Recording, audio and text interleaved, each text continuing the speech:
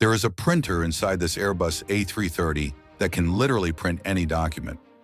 Unlike the printers you find in your office, the printers inside the aircraft are way more compact and lightweight.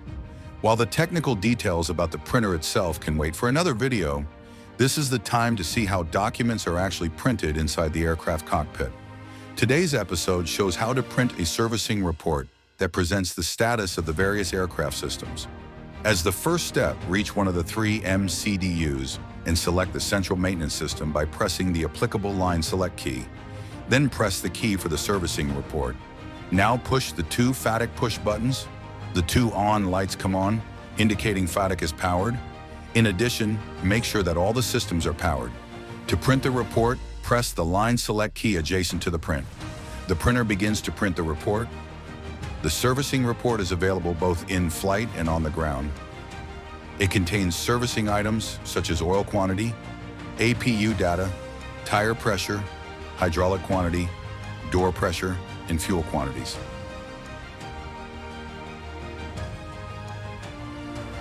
The maintenance team can either print the servicing report or view the report from the MCDU.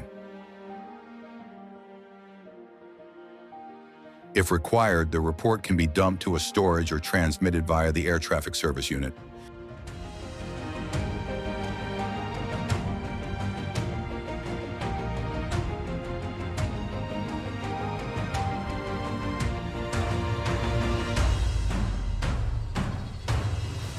This is how the servicing report is printed on board the Airbus A330. To explore how this aircraft powers up from the start, check out the video linked above.